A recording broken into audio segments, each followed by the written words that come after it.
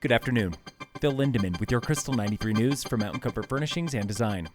A first-of-its-kind housing project on federal land overlooking Dillon Valley is finally coming together, but it almost did not. The legislative authority at the federal level was expiring, so it really did come down to a time crunch. That was Margaret Bowes with Colorado Association of Ski Towns.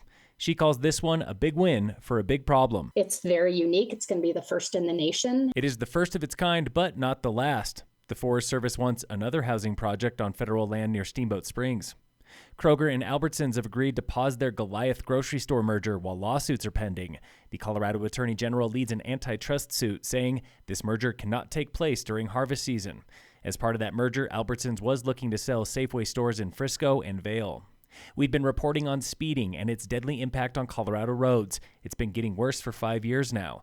But CDOT reports there's more good than bad happening on roads this year. Pedestrian deaths are down 24%, impaired driving deaths down 16%. Fewer pedal cyclists, motorcyclists, and unbuckled drivers have been killed. July is poised to be the busiest month of the year on I-70. Nearly 450,000 cars have traveled the Mountain Corridor in just 3 weekends this month.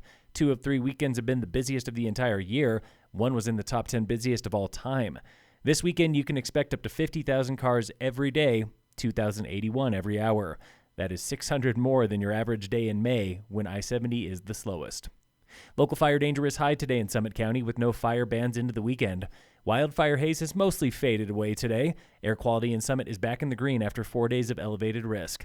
Instead today, we're just kind of overcast.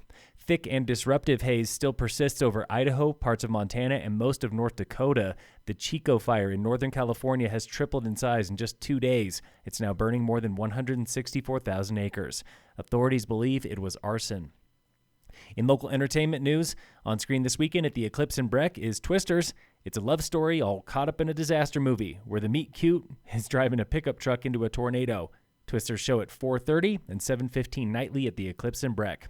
Over in Vail tonight is the world debut of the National Repertory Orchestra at Vail Dance Festival. The NRO provides the live soundtrack for opening night with the Colorado Ballet. In sports, the Rockies open a weekend road series with the Giants tonight at 8:10. And in local sports, 31 mountain bikers raced at Keystone Bike Park yesterday for closing race of the Team Summit Gravity Series. Racers and Red Mountain Autos raised $1,500 for local teenager Jamison Lee. He was paralyzed earlier this summer in a bike crash in New Mexico. J-Mo, he was there in person, wearing an old bike jersey and cheering on his friends. He's recovering at Denver's Craig Hospital through end of August, when he hopes to be back in Summit for the first day of school. The last piece of the Peninsula puzzle is set into place this Sunday.